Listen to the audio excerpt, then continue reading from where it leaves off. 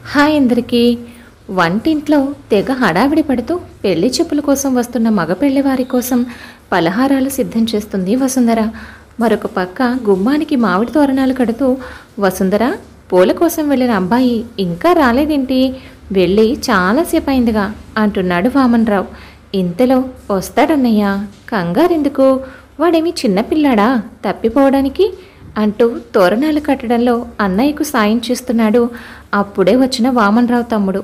వెనకాలే వచ్చిన మరదలు, బావగారు, అక్కయ్య ఎక్కడుంది అంటూ వంటింట్లోకి వెళ్ళింది. అక్కయ్య ఏర్పాట్లు ఎంతవరకు వచ్చాయి అంటూ వసుంధర దగ్గరకు వెళ్ళింది తోడికోడలు. వంట పని పూర్తయింది, కానీ లోపల ప్రియంవద రెడీ అవుతుంది, నువ్వు వెళ్ళి దానికి కాస్త సాయం చెయ్యి అంది వసుంధర. వసుంధర వామన్రావులది మధ్యతరగతి కుటుంబం. వామనరావు ఆ ఊరిలోనే ఓ ప్రైవేట్ కంపెనీలో చిన్న ఉద్యోగం చేస్తున్నాడు. వామన్రావు దంపతులకు ఒక కూతురు, కొడుకు. పెద్దల నుంచి వచ్చిన ఒక చిన్న ఇల్లు, 1/2 ఎకరం పొలం మాత్రమే ఆయనకున్న ఆస్తులు. తన జీతానికి పొలం నుంచి వచ్చే ఆదాయము, వసుంధర టైలరింగ్ చేస్తే వచ్చే ఆదాయము జత చేసి పిల్లలిద్దరినీ ఉన్నంతలో జాగ్రత్తగా పెంచుకొచ్చారు వామన్రావు దంపతులు. ప్రియంవద ఎంఎస్సి పూర్తి చేసి కాలేజ్లో లెక్చరర్గా వర్క్ చేస్తుంది. నెలకు 10,000 వరకు సంపాదిస్తుంది. ప్రియంవద తమ్ముడు ఇప్పుడు డిగ్రీ ఫైనల్ ఇయర్ చదువుతున్నాడు. అన్నదమ్ములిద్దరూ మాట్లాడుకుంటూ తోరణాలు కట్టేలోపు వచ్చాడు పువ్వుల కోసం వెళ్ళిన వామన్రావు కొడుకు. కొడుకు చేతిలోని పూలదండలు అందుకుంటూ, ఏంట్రా ఇంత లేటు, నువ్వు పువ్వులు కొట్టించి తెచ్చావా, లేదంటే తోటకెళ్ళి కోసుకొచ్చావా అన్న తండ్రి మాటలకు, ఎందుకు నాన్న అంత కంగారు, ఈరోజు జరిగేది అక్క పెళ్ళేం కాదు, పెళ్లి చూపులు మాత్రమే, ఇప్పటికే ఇలాంటివి 15కు పైనే జరిగాయి అంటూ లోపలికి వెళ్ళిన కొడుకు మాటలు వామన్రావు గుండెల్లో గుచ్చుకున్నాయి.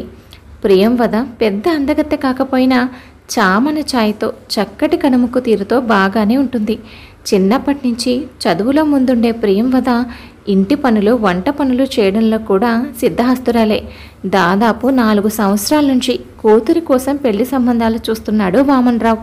ఆ అమ్మాయి రంగు తక్కువని కొందరు, కట్నం సరిపోలేదని మరికొందరు, జాతకాలు కలవలేదని ఇంకొందరు, మరికొన్ని కారణాల వల్ల వామన్రావు, ఇలాంటి కారణాల వల్ల ప్రియంవద పెళ్లి ఇప్పటి వరకు వాయిదా పడుతూ వస్తుంది.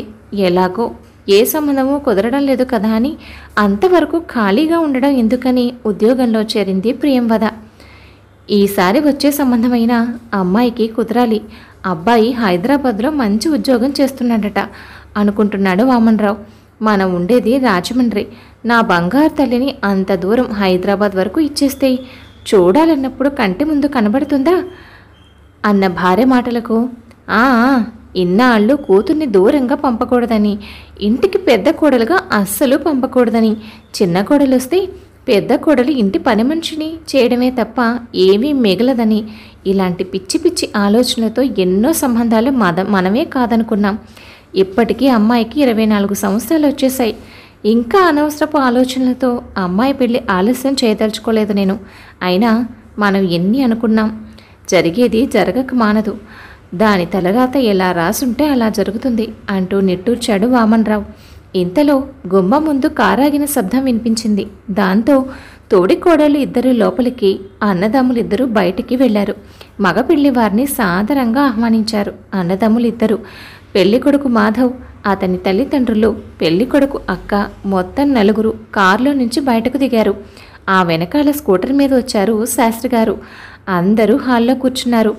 శాస్త్రి గారు ఒకరిని ఒకరికి పరిచయం చేశారు. ఇంతలో వసుంధర తోటికోడలు అందరికీ కాఫీ కప్పులు అందించింది. కాఫీలు తాగుతూ, అమ్మాయిని తీసుకురండి, ముహూర్తం దాటిపోతుంది అంది పెళ్లికొడుకు తల్లి. కుందనపు బొమ్మలాగా అలంకరించిన తన కూతుర్ని చూస్తూ, బంగారం లాంటి నా కూతురికి ఈ సంబంధమైన ఖాయం కావాలి అనుకుంది వసుంధర. ప్రియంవదను తీసుకొచ్చి మగ పెళ్లి వారి ముందు కూర్చోబెట్టారు. అమ్మాయి మాకు ఫోటోలోనే నచ్చింది అన్నయ్య గారు, లేదంటే ఇంత ఖర్చు పెట్టి పెళ్లి చూపుల కోసం ఇంత దూరం వస్తామా ఏంటి, 2 నిమిషాలు అలా అంటూ అందరూ ప్రియంవదను ఆపాదమస్తకం పరిశీలించారు.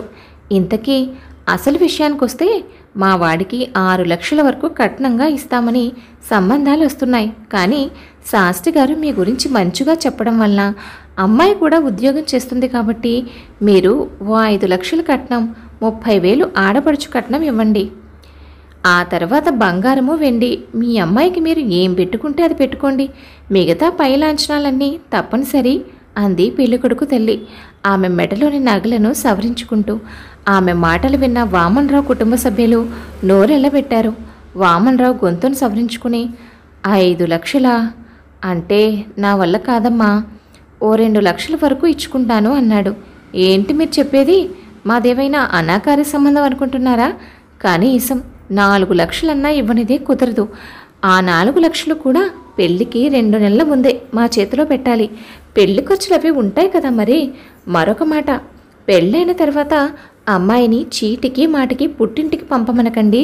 మాకు అలా పంపించడం ఇష్టం ఉండదు. మా కోడలు మా ఇంట్లోనే ఎప్పుడూ ఉండాలి. ఏదో ఏడాదికి ఒకసారి పండక్కి వస్తారు.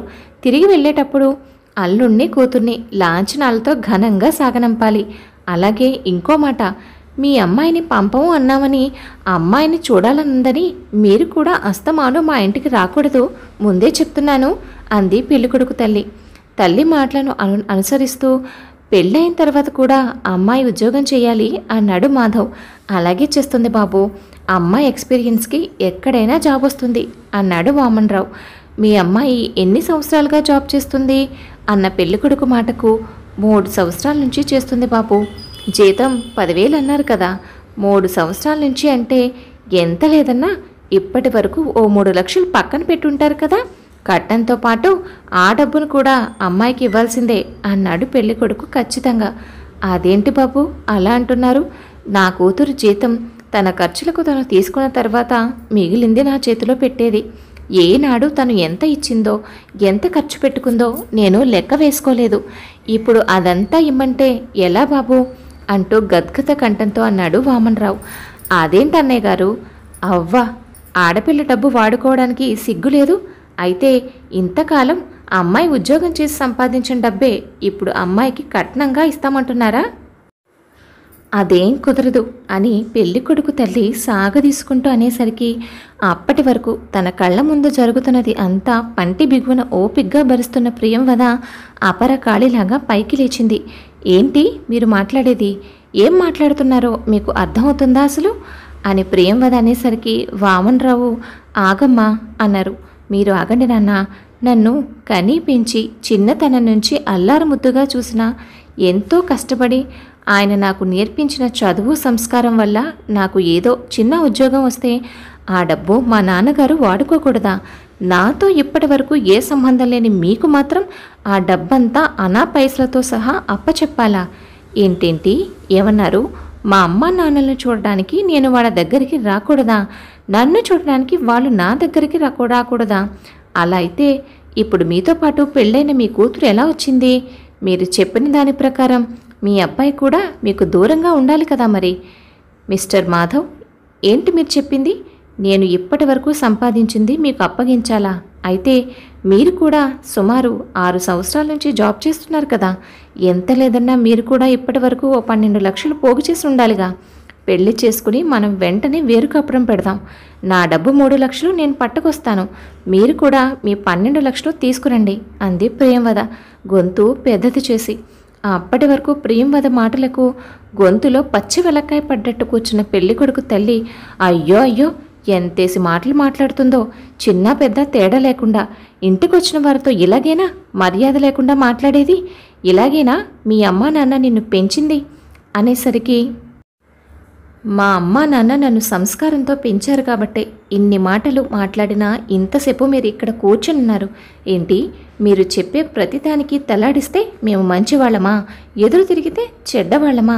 మర్యాదగా చెప్తున్నాను, మీరు మరొక మాట మాట్లాడకుండా ఇక్కడి నుంచి బయలుదేరకపోతే నా చేతిలో చీపురు గట్ట చిరిగిపోయినా ఆశ్చర్యపడనక్కర్లేదు అంటూ చీర కొంగును బిగిస్తూ పైకి లేచింది ప్రియంవద. దానితో దెబ్బకి వచ్చిన దారిని పరుగులంకించుకున్నారు మగపెళ్లివారు. వారు కోరిన గొంతెమ్మ కోరికలకు తగిన శాస్తి జరిగింది అనుకున్నారు వారిని వెంటబెట్టుకొచ్చిన శాస్త్రిగారు. కథ విన్నారు కదండి. కథపై మీ అభిప్రాయాన్ని తప్పకుండా కామెంట్ చేయండి. మరొక మంచి కథతో మళ్ళీ కలుద్దాం. ఉంటాను మరి.